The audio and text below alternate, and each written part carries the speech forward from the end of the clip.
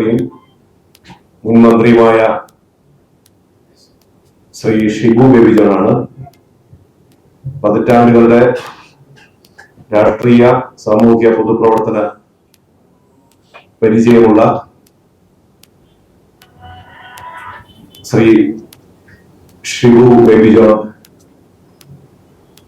വരാൻ പോകുന്ന ലോക്സഭാ തെരഞ്ഞെടുപ്പിന്റെ പശ്ചാത്തലത്തിൽ ദേശീയ രാഷ്ട്രീയത്തെ സംബന്ധിച്ചും സംസ്ഥാനത്തെ രാഷ്ട്രീയ സ്ഥിതിഗതികൾ സംബന്ധിച്ചും കാലികമായ സാമൂഹ്യ പ്രശ്നങ്ങളെ കുറിച്ചും നമ്മളോട് സംബന്ധിക്കും.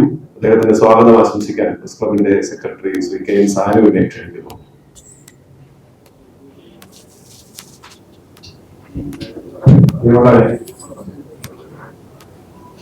ആസന്നമായ ഒരു പാർലമെന്റ് തെരഞ്ഞെടുപ്പിന് മുന്നോടിയായിട്ടുള്ള പ്രഭാഷണ പരമ്പരകളുടെയും മീറ്റ് തുടക്കമാണ് ഇന്ന് നടക്കുന്നത്. ആർഎസ്പിയുടെ സംസ്ഥാന സെക്രട്ടറിയായി തെരഞ്ഞെടുക്കപ്പെട്ട ശ്രീ ഷിബി ബേബി ജോൺ, അദ്ദേഹം സെക്രട്ടറിയായി തെരഞ്ഞെടുക്കപ്പെട്ട ആ സമയത്ത് തന്നെ നമ്മുടെ മീറ്റ് പ്രസിഡന്റ് ശ്രമിച്ചതാണ്. അദ്ദേഹത്തിന്റെ ചില സിനിമ കമ്പം കാരണം അദ്ദേഹത്തിന് ആ സമയത്ത് എത്തിച്ചേരാൻ പറ്റിയില്ല. പക്ഷെ അത് താമസിച്ചാണെങ്കിലും അദ്ദേഹത്തെ ഇവിടെ എത്തിച്ചേർന്ന് വളരെയധികം സന്തോഷമുണ്ട്. ഒരു കാലത്തെ കേരള രാഷ്ട്രീയം ചരിത്രം പരിശോധിക്കുന്നവർ ഷിബി ബേബി ജോൺ എന്ന പേര് ഓർക്കുന്നതിന് മുമ്പ് ശ്രീ ബേബി ജോൺ എന്ന ആർഎസ്പിയുടെ സമ്മതിതനായ നേതാവ് ഈ കേരളത്തിന്റെ നല്ല ഇന്ത്യയുടെ വിപ്ലവ പ്രസ്ഥാനത്തെ നയിച്ചിരുന്ന ഒരു ബേബി ജോൺ സാർ, എല്ലാവർക്കും പരിചയമുള്ള ആളുകൾക്കെല്ലാം ബേബി സാറിന്റെ അദ്ദേഹത്തിന്റെ മകൻ ശ്രീ ഷിബു ബേബി ജോൺ, അദ്ദേഹം ആർഎസ്പിയുടെ തലപ്പത്തെത്തിയിട്ടുണ്ട്. അദ്ദേഹത്തെ ഈ മീറ്റ് പ്രസ് പരിപാടിയിലേക്ക് ഹാർദവമായി സ്വാഗതം ചെയ്യുന്നു. ഈ പരിപാടിയിൽ എത്തിയിട്ടുള്ള മുഴുവൻ മാധ്യമ പ്രവർത്തകരെയും ഹാർദവമായി സ്വാഗതം. പ്രസ് ക്ലബിന്റെ ഒരു സ്നേഹോപഹാരം 3 വർഷം കൊണ്ട് ചായക്കുന്ന ലാവും അദ്ദേഹത്തിന് സമ്മാനിക്കാൻ സെക്രട്ടറിയെ ക്ഷണിക്കുന്നു. ആർഎസ്പി ഓഫീസിലോ അദ്ദേഹത്തിന്റെ വീട്ടിലോ ഇത് നട്ടുവയ്ക്കാവുന്നതാണ്.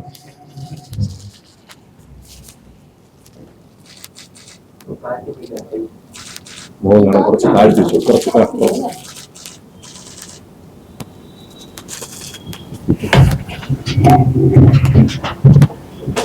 ഇനി നമ്മുടെ തിരുവനന്തപുരം പ്രസ് ക്ലബിന്റെ ഒരു ഇൻഹൗസ് കാര്യമാണ്.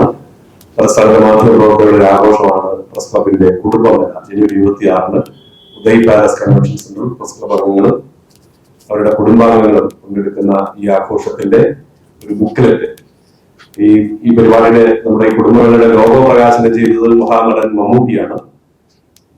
അത് കവർ പേജ് ആയിട്ടുള്ള മമ്മൂട്ടി ലോഗോ റിലീസ് ചെയ്യുന്ന കവർ പേജുള്ള ബുക്ക്ലെറ്റിന്റെ പ്രകാശനം ഈ കുടുംബമേളയുടെ സംഘാടക സമിതി general convener Shri P R പ്രവീണിന് നൽകിക്കൊണ്ട് ആദരണീയനായ ശ്രീ ഷിബു ബേബി ജോൺ പ്രകാശനം ചെയ്യും. അദ്ദേഹത്തെ ക്ഷണിക്കുകയാണ്. ഏറ്റുവാങ്ങാൻ പ്രവീണിനെ ക്ഷണിക്കുന്നു.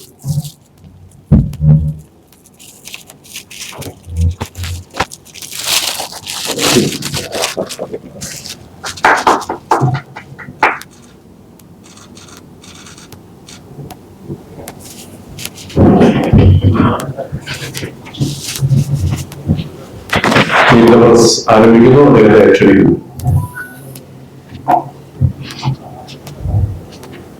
ഈ മീറ്റ് പ്രസിന്റെ അധ്യക്ഷൻ പ്രസിഡന്റ് രാധാകൃഷ്ണൻ, സെക്രട്ടറി ശ്രീ സാനു വേണുഗോപാൽ. ആമുഖമായി സെക്രട്ടറി പറഞ്ഞതിൽ ഒരു തിരുത്തൽ പറയട്ടെ. എന്നെ മീറ്റ് പ്രസിഡന്റ് ഞാൻ സെക്രട്ടറി ആയിട്ട് തുടർന്ന് ക്ഷണിച്ചു. അതിനുശേഷം ഞാനതിന് വരാം എന്ന് സമ്മതിച്ചു. പക്ഷെ ആ ദിവസം രാധാകൃഷ്ണൻ ഹോസ്പിറ്റലൈസ് ചെയ്ത എന്തോ ഒരു സിറ്റുവേഷൻ കൊണ്ട് എന്നെ വിളിച്ച് അതില്ല എന്ന് പറഞ്ഞു. രണ്ടാമതൊരു ദിവസം വിളിച്ചപ്പോൾ അന്ന് ഞാൻ സ്ഥലത്തില്ല എന്നായിരുന്നു പറഞ്ഞത്. എന്താണെങ്കിലും ബെറ്റർ ലേറ്റ് ദാൻ നെവർ എന്നുള്ള നിലയിലേക്ക് തലസ്ഥാനത്തെ മാധ്യമ പ്രവർത്തകരെ ഇതിന്റെ ആസ്ഥാനത്തുനിന്ന് കാണാൻ ഇന്നൊരവസരം നൽകിയതിൽ ഉള്ള നന്ദി കൂടെ രേഖപ്പെടുത്തുന്നു. ഉദാമുഖമായി പറഞ്ഞ ഒരു കാര്യത്തിൽ നിന്ന് ഞാൻ തുടങ്ങാം. എന്റെ പിതാവിന്റെ പേരിലാണ് ഞാൻ എല്ലാം അറിയപ്പെടുന്നത്. അദ്ദേഹം മരം ഒഴിഞ്ഞിട്ട് അനാരോഗ്യവാനായിട്ട് 27 വർഷം കഴിഞ്ഞു. 27 വർഷം കഴിഞ്ഞിട്ടും അദ്ദേഹത്തെ അനുസ്മരിക്കുകയും ഒരു വികാരമായി നിങ്ങളുടെയൊക്കെ മനസ്സിലുണ്ടെങ്കിൽ എന്നെ സംബന്ധിച്ചിടത്തോളം ഞാൻ നേരിടുന്ന ഏറ്റവും വലിയ ബുദ്ധിമുട്ടും അത് തന്നെയാണ് എന്ന് ഓർമ്മപ്പെടുത്താൻ ഞാൻ ആഗ്രഹിക്കുകയാണ്. കാരണം ആ ഷൂസിലേക്ക് കടക്കുക എന്നുള്ളത് ഏറെ ദുഷ്കരമായ ഒരു പ്രക്രിയ തന്നെയാണ്. അതാണ് ഞാൻ നേരിടുന്ന പ്രശ്നം. ഇനിയിപ്പോ ആനുകാലിക രാഷ്ട്രീയം, നമുക്ക് 4-ാം മാസം ഈ സമയമാകുമ്പോൾ രാജ്യം വീണ്ടും ആര് ഭരിക്കുമെന്നുള്ള തീരുമാനം അറിയാൻ സാധിക്കും. ഇവിടെ കേന്ദ്രം ഭരിക്കുന്ന, കഴിഞ്ഞ 10 വർഷമായി ഭരിക്കുന്ന നരേന്ദ്രമോദി ഗവൺമെന്റിന്റെ നയവൈകല്യങ്ങൾ, അതിന്റെ ദൂഷ്യങ്ങൾ, എല്ലാ നന്മകൾ എല്ലാവരും ചർച്ച ചെയ്തിട്ടുള്ളതാണ്. അതുകൊണ്ട് ഞാൻ അതിന്റെ വിശദാംശങ്ങളിലേക്ക് കടക്കാൻ ആഗ്രഹിക്കുന്നില്ല. ഞാൻ ഭയത്തോടുകൂടി, ആശങ്കയോടുകൂടി കാണുന്നത്, ഇനി ഒരു ടേണിലൂടെ BJP ഗവൺമെന്റ് അധികാരത്തിൽ വന്നാൽ രാജ്യം ഏത് ദിശയിലേക്ക് സഞ്ചരിക്കും എന്നുള്ളത് ആശങ്കാജനകം. കാരണം നമുക്കറിയാം, ഡിസന്റ് ഇല്ലാതെ ഡെമോക്രസി ഇല്ല. ആ ഡിസന്റ് രേഖപ്പെടുത്തുന്നവരൊക്കെ ഈ രാജ്യത്ത് അൺവാണ്ടഡ് ആണ്, അല്ലെങ്കിൽ ഒരു വിഭാഗം ഈ രാജ്യത്തെ 2ാംകിട പൗരന്മാരാണ് എന്നുള്ളൊരു തോന്നൽ ഏറെക്കാലമായി നിലനിൽക്കുന്നുണ്ട്. അത് പല ചരിത്ര പശ്ചാത്തലവും ഉദ്ധരിച്ചുകൊണ്ടും ഈ രാജ്യത്ത് തന്നെ 2ാംകിട പൗരന്മാരെ സൃഷ്ടിക്കുന്ന പല നിലപാടുകളും നമുക്ക് ആശങ്കയുള്ളതാണ്. ലോക ചരിത്രം നമ്മെ പഠിപ്പിച്ചിട്ടുള്ളത്, എത്ര അധികാരം ഉപയോഗിച്ചാലും ബുൾഡോസർ ഉപയോഗിച്ചാലും ഒക്കെ ഒരു ഘട്ടം കഴിയുമ്പോൾ ആ ആത്മരോഷം പൊട്ടിയിട്ടുള്ളതാണ് ലോകത്ത് നമ്മൾ കണ്ടിട്ടുള്ളത്. ഈ രാജ്യത്ത് അങ്ങനെ ഒരു സ്ഥിതി ഉണ്ടാകരുത് എന്ന് ആത്മാർത്ഥമായി ആഗ്രഹിക്കുന്ന വ്യക്തിയാണ്. BJPയുടെ 10 വർഷത്തെ ഭരണം കൊണ്ട് ഈ രാജ്യത്ത് ഒരു ചെറിയ ന്യൂനപക്ഷം അതിസമ്പന്നരായി മാറിയ, ലോകത്ത് തന്നെ ഏറ്റവും അതിസമ്പന്നരുള്ള രാജ്യമായി ഇന്ത്യ മാറിയെന്ന് വെച്ചാൽ സാധാരണ ജനവിഭാഗങ്ങളുടെ അവസ്ഥയെ സംബന്ധിച്ചിടത്തോളം അതിദയനീയമാണ്. ഈ സാഹചര്യത്തിൽ ഈ തെരഞ്ഞെടുപ്പിന്റെ രാഷ്ട്രീയം ഓരോരുത്തരുടെയും ജീവിത ക്ലേശങ്ങളെ കുറിച്ചായിരിക്കും. 2019 BJP അധികാരത്തിൽ വന്നതിന്റെ പ്രധാന മറ്റ് പുൽവാമ അടക്കമുള്ള മതപരമായിട്ടുള്ള ധ്രുവീകരണം അടക്കമുള്ള വിഷയങ്ങളുണ്ടെങ്കിലും ഭരണപരമായി 2 വിഷയങ്ങളുണ്ടായിരുന്നു. അതിലൊന്ന് പ്രധാനമന്ത്രി ഉജ്ജ്വൽ യോജന എന്ന് പറഞ്ഞുകൊണ്ട് ഗ്യാസ് കണക്ഷൻ വീടുകളിൽ കൊടുത്തു. 2 ഉത്തരേന്ത്യയിലെ വീടുകളിൽ ടോയ്ലറ്റ് നൽകി. ഇത് രണ്ടും ഒരു സമൂഹത്തിന് അപ്രാപ്യമെന്ന് വിശ്വസിച്ചിരുന്ന കാര്യങ്ങളാണ്. അതുകൊണ്ട് തന്നെ ഏറ്റവും വലിയൊരു സ്ത്രീ ശാക്തീകരണത്തിന്റെ ചിഹ്നമായിരുന്നു ടോയ്ലറ്റ് നൽകിയത്. കാരണം നമുക്ക് കേരളത്തിൽ ഇരുന്നുകൊണ്ട് ഈ രണ്ടിന്റെയും അതിന്റെ ഗുണം നമുക്ക് ചിന്തിക്കാനൊക്കത്തില്ല. ഇങ്ങനെ പ്രാഥമിക ആവശ്യങ്ങൾക്ക് വേണ്ടി പോലും വീടിന്റെ സുരക്ഷിതത്വമില്ലാത്ത വെളിപ്രദേശങ്ങളിൽ പോകേണ്ടി വന്ന, ആശ്രയിക്കേണ്ടി വരുന്ന കുടുംബങ്ങൾക്ക് കുടുംബത്തോട്, വീടിനോട് ചേർന്ന് ടോയ്ലറ്റ് ഉണ്ടാകുക എന്ന് പറയുന്ന ഏറ്റവും വലിയൊരു ശാക്തീകരണത്തിന്റെ ചിഹ്നമായിരുന്നു. അതുപോലെ തന്നെ നമുക്ക് ഗ്യാസും ഇതൊക്കെ പണ്ടേ കിട്ടിയതാണ്. അതിന്റെ പ്രാധാന്യം നമുക്കറിയില്ല. ഉത്തരേന്ത്യയിൽ വിറകിനെ ആശ്രയിച്ച് കഴിയുന്ന ഒരു സമൂഹത്തിന് ഗ്യാസിന്റെ സിലിണ്ടർ കൊടുക്കുന്നതും അതിൽ ആദ്യത്തെ സിലിണ്ടർ സൗജന്യമായി കൊടുക്കുന്ന പദ്ധതി അന്ന് 12 കോടി കുടുംബങ്ങൾക്ക് നൽകി. ഇതൊക്കെ പോസിറ്റീവായി അവർക്ക് ഫലിച്ചതാണ്. പക്ഷെ ഈ 2 കാര്യങ്ങൾ തന്നെ ഇപ്പൊ പരിശോധിച്ചാൽ, ടോയ്ലറ്റ് കൊടുത്തു, പക്ഷെ വയറ്റിനകത്തോട്ട് പോകാനുള്ള ഭക്ഷ്യവസ്തുക്കളുടെ വില എത്രത്തോളം ക്രമാതീതമായി വർദ്ധിച്ചിരിക്കുന്നു, അവർക്ക് ജീവിതം മുന്നോട്ട് കൊണ്ടുപോകാൻ ഒക്കാത്ത സാഹചര്യം ഉണ്ടായിരിക്കുന്നു എന്നുള്ളത് ചർച്ച ചെയ്യപ്പെടുന്നത്. പ്രധാനമന്ത്രി ഉജ്ജ്വല യോജന പ്രകാരം ഗ്യാസ് സിലിണ്ടർ കൊടുക്കുമ്പോൾ അന്ന് UPA ഗവൺമെന്റിന്റെ കാലഘട്ടത്തിൽ 400 രൂപയിൽ താഴെയായിരുന്നു ഒരു സിലിണ്ടറിന്റെ വില. ഇപ്പൊ 1100 രൂപയായി. എത്ര കുടുംബങ്ങൾക്ക് അത് അഫോർഡ് ചെയ്യാനൊക്കെ അതിനുള്ള വരുമാനം വർദ്ധിച്ചിട്ടുണ്ടോ അടക്കമുള്ള വിഷയങ്ങളാണ് ചർച്ച ചെയ്യുന്നത്. നിർഭാഗ്യവശാൽ തെരഞ്ഞെടുപ്പുകളിലേക്ക് അടുക്കുമ്പോഴൊക്കെ ഇതിൽ നിന്ന്, ജനകീയ വിഷയങ്ങളിൽ നിന്ന് ശ്രദ്ധ വ്യതിചലിച്ചു വിടാൻ വേണ്ടി അതിവിദഗ്ധമായിട്ടുള്ള തന്ത്രങ്ങൾ BJP ആവിഷ്കരിക്കുകയാണ്. 2019 പുൽവാമയും ബലാക്കോട്ടുമായിരുന്നു അന്നത്തെ വൈകാരികമായ വിഷയമെങ്കിൽ 2024 വരുമ്പോൾ ഏറ്റവും ഒടുവിൽ നമ്മൾ കാണുന്ന ശ്രീരാമ ജന്മഭൂമിയുമായി ബന്ധപ്പെട്ട ക്ഷേത്ര ഉദ്ഘാടനം ഏറ്റവും വലിയ ചർച്ചയാവുകയാണ്. അന്നേരം യഥാർത്ഥ വിഷയങ്ങൾ മറയ്ക്കുക, പകരം വൈകാരികമായ വിഷയങ്ങൾ ഉദ്ധരിച്ചുകൊണ്ട് ആ മനസ്സിൽ നിന്നുള്ള പ്രത്യേകിച്ച് മതവികാരം, പണ്ട് കാൾ മാർക്സ് പറഞ്ഞ പോലെ മനുഷ്യനെ മയക്കുന്ന കറുപ്പാണെന്ന് പറഞ്ഞതിന്റെ ഏറ്റവും വലിയ ഉദാഹരണമായി ഈ ഉദ്ഘാടന മാമാങ്കത്തെ കാണാൻ സാധിക്കും. ഒരു വലിയ ജനവിഭാഗത്തെ സംബന്ധിച്ചിടത്തോളം അവരുടെ ബാക്കി എല്ലാ ദുഃഖങ്ങളും മറക്കുന്ന നിലയിലേക്കുള്ള ഒരു സംരംഭമായി ഈ ഉദ്ഘാടനം മാറുകയാണ്. ഒരു രാഷ്ട്രീയമായിട്ടുള്ള പ്രചരണം തന്നെ നടക്കുകയാണ്. അങ്ങനെ ഇതിനെയൊക്കെ അതിജീവിക്കാൻ ഈ രാജ്യത്തെ പ്രതിപക്ഷ കക്ഷികൾക്ക് സാധിക്കണം. ജനങ്ങളെ ഓർമ്മപ്പെടുത്തണം അവന്റെ വയറിന്റെ പ്രശ്നങ്ങൾ, അവൻ നേരിടുന്ന ദാരിദ്ര്യം, അവന്റെ കുടുംബത്തിന്റെ പ്രശ്നങ്ങൾ. അങ്ങനെ ഒരു ഭാഗത്ത് നേരിടുന്നതിനോടൊപ്പം ജനങ്ങൾ നേരിടുന്ന പ്രശ്നങ്ങൾ അവരെ ഓർമ്മപ്പെടുത്തി അവരെ അണിനിരത്തുന്നതിനോടൊപ്പം എനിക്ക് വളരെ സുവ്യക്തമായി പറയാനുള്ള ഒരു കാര്യമുണ്ട്. 2024 മഹായുദ്ധം ആയിരിക്കണം നമ്മുടെ എല്ലാവരുടെയും ലക്ഷ്യം, ഇന്ത്യ രാജ്യത്തെ പ്രതിപക്ഷ കക്ഷികൾ. അതിൽ കെണി ഒരുക്കിക്കൊണ്ട് BJP ഒരുക്കുന്ന ഓരോ പോർമുഖങ്ങളിലെ തട്ടിമുട്ടി നമ്മുടെ ലക്ഷ്യത്തിൽ നിന്ന് വ്യതിചലിക്കുന്നത്. അതാണ് ഇപ്പൊ ശ്രീരാമ ക്ഷേത്രത്തിന്റെ ഉദ്ഘാടനം കുറച്ച് ദിവസം മുമ്പ് വന്നപ്പോൾ എന്തായിരുന്നു, പൗരത്വ നിയമം, അതിനുശേഷം ഏകീകൃത നിയമം, ഇതെല്ലാം അവർ തുറക്കുന്ന ഓരോ പോർമുഖങ്ങളാണ്. അതായത് ഒരു ഭാഗത്ത് ഞാൻ പറഞ്ഞതുപോലെ ജനകീയ ഭരണ പരാജയങ്ങളെ കുറിച്ച് ജനങ്ങളെ ബോധവൽക്കരിക്കുന്നതിനോടൊപ്പം മറുഭാഗത്ത് ഈ വിജയം BJPക്കെതിരെ ഈ രാജ്യത്ത് നമുക്ക് വിജയിക്കണമെങ്കിൽ ഈ രാജ്യത്തെ ഭൂരിപക്ഷ സമുദായത്തിലെ ഭൂരിപക്ഷം വരുന്ന മതേതര വിശ്വാസികളെ അണിനിരത്തിക്കൊണ്ട് മാത്രമേ ന്യൂനപക്ഷ താല്പര്യങ്ങൾ സംരക്ഷിക്കാൻ പോകത്തുള്ളൂ. രാജ്യത്ത് 15% മാത്രം ഉള്ള ന്യൂനപക്ഷങ്ങളെ മാത്രം അണിനിരത്തി ഈ പോരാട്ടവുമായി മുന്നോട്ട് പോകാം എന്ന് ആരെങ്കിലും ഒക്കെ ചിന്തിക്കുന്നുണ്ടെങ്കിൽ അത് BJP ആഗ്രഹിക്കുന്ന ഒന്ന് തന്നെയാണ് ആ ചിന്ത എന്ന് പറയാതിരിക്കാൻ നിവൃത്തിയില്ല. അതായത് ഈ രാജ്യത്ത് ഇന്നും ബഹുഭൂരിപക്ഷം വരുന്ന ഭൂരിപക്ഷ സമുദായ വിശ്വാസികൾ ഒരു മതേതര കാഴ്ചപ്പാടിൽ അഭിമാനിക്കുന്നവരാണ്, രാജ്യത്തിന്റെ പൈതൃകത്തിലും സംസ്കാരത്തിലും അഭിമാനിക്കുന്നവരാണ്. അവരെ പൂർണ്ണമായി BJPക്ക് വിട്ടുകൊടുത്തുകൊണ്ട് അവരെ എല്ലാം BJPക്കാരാക്കിക്കൊണ്ട് ഉള്ള ചിലരെങ്കിലും ശ്രമിക്കുന്ന ഈ കാര്യങ്ങൾ അപകടത്തിലേക്ക് നീക്കും എന്നുള്ളതാണ്. അതോടെ ഈ രാജ്യത്തെ പ്രതിപക്ഷ കക്ഷികൾ ഏറെ ഉത്തരവാദിത്വത്തോടുകൂടി നമുക്ക് ഈ രാജ്യത്തിന്റെ നിലനിൽപ്പാണ്, ഓരോ കക്ഷികളുടെയും നിലനിൽപ്പാണ്, ഓരോ പൗരന്റെയും നിലനിൽപ്പാണെന്ന് കണ്ടുകൊണ്ട് വിട്ടുവീഴ്ചയോടുകൂടി ഇതിനെ സമീപിക്കും.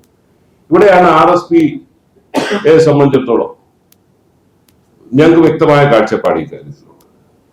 ഇവിടെ ഇന്ന് രാജ്യത്തെ സ്ഥിതി പരിശോധിക്കുമ്പോൾ ഇന്ത്യൻ നാഷണൽ കോൺഗ്രസിനെ മാറ്റി നിർത്തിക്കൊണ്ട് ഈ ഒരു പോരാട്ടം അത് ആരെങ്കിലും ഒക്കെ പറയുന്നുണ്ടെങ്കിൽ അത് വൃഥാവിലാണ്.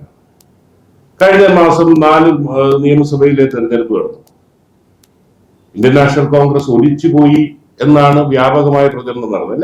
എല്ലാവരും കേരളത്തിലേക്ക് വരുമ്പോൾ BJPയേക്കാൾ കൂടുതൽ ഉച്ചത്തിൽ അത് പറഞ്ഞിട്ടുള്ളത് CPM-കാരാ. കോൺഗ്രസ് പോയി, കോൺഗ്രസ് തീർന്നു, കോൺഗ്രസ് ഒലിച്ചുപോയി. ഇതാണല്ലോ നമ്മളെയൊക്കെ സ്വാധീനിച്ചതാണ്, കോൺഗ്രസ് പ്രവർത്തകരെ നിരാശപ്പെടുത്തിയാണ്. പക്ഷെ അതിന്റെ ആ ഉത്തരേന്ത്യയിൽ ഹിന്ദി ഹാർട്ട്ലാൻഡ് എന്ന് പറയുന്ന ഉത്തരേന്ത്യയിലെ സംസ്ഥാനങ്ങളുടെ വോട്ടിംഗ് പാറ്റേൺ പരിശോധിക്കുമ്പോൾ ഇപ്പോഴും 40% വോട്ട് ഇന്ത്യൻ നാഷണൽ കോൺഗ്രസിന് ഉണ്ട് എന്നുള്ളത് നമ്മൾ വിസ്മരിക്കും. ഇന്ന് നിർണായകമായി ഈ മേഖലയിൽ BJP എതിർക്കാനുള്ള ഏക ശക്തി ഇന്ത്യൻ നാഷണൽ കോൺഗ്രസ് ആണ്. തെരഞ്ഞെടുപ്പിൽ ജയപരാജയങ്ങളൊക്കെ ഉണ്ടാകും. നിങ്ങളൊന്ന് ആലോചിച്ച് നോക്കുക, പശ്ചിമ ബംഗാളിൽ 10 വർഷം അധികാരത്തിൽ നിന്ന് മാറിയപ്പോൾ CPM അവിടെ തകർന്നടിഞ്ഞു, ഇല്ലാത്ത അവസ്ഥയിലേക്ക് പോയി. 20 വർഷത്തിലേറെയായി മധ്യപ്രദേശിൽ, അതിൽ 1 വർഷം ഇതിന്റെ ഇടയ്ക്ക് അധികാരമുണ്ട്. 20 വർഷത്തിലേറെയായി അധികാരത്തിൽ നിന്ന് അകന്നു നിൽക്കുന്ന ഇന്ത്യൻ നാഷണൽ കോൺഗ്രസിന് ഇന്നും 41% വോട്ട് മധ്യപ്രദേശിൽ ഉണ്ട് എന്ന് പറയുമ്പോൾ നമ്മളെല്ലാം ഉൾക്കൊള്ളേണ്ട സന്ദേശമുണ്ട്. എന്തിനും ഏതിനും കോൺഗ്രസിനെ കുറ്റം പറയുകയല്ലല്ലോ വേണ്ടത്. അതായത് ഈ കാര്യം ഇന്ത്യൻ നാഷണൽ കോൺഗ്രസും വിട്ടുവീഴ്ചകൾ ചെയ്യണം, അതിന് തർക്കമൊന്നുമില്ല. പക്ഷെ ഇന്ത്യൻ നാഷണൽ കോൺഗ്രസ് ഈ പോരാട്ടത്തിൽ അവർക്കൊരു മുഖ്യ പങ്ക് വഹിക്കാനുണ്ട് എന്നുള്ളത് അംഗീകരിച്ചുകൊണ്ട് തന്നെ അവരും മറ്റു രാജ്യത്തെ പ്രതിപക്ഷ കക്ഷികളും കൂട്ടായ്മയായി മുന്നോട്ട് പോകും. ഇനി കേരളത്തിലേക്ക് വരിക, കേരളത്തിന്റെ സാഹചര്യം. കേരളത്തിൽ ഇപ്പൊ BJP എതിർക്കുന്നത് ആര് എന്നുള്ള ഒരു ചർച്ച വരുത്തി തീർക്കാനുള്ള പല ശ്രമങ്ങളും നടക്കുന്നത്. ഞാൻ പറഞ്ഞ BJP തുറക്കുന്ന ഓരോ പോർമുഖങ്ങൾ, ഞാൻ പറഞ്ഞതുപോലെ ഓരോ പോർമുഖങ്ങളിൽ കേരളത്തിലേക്ക് വരുമ്പോൾ അതിന്റെ നെറേറ്റീവ് മാറുകയാണ്.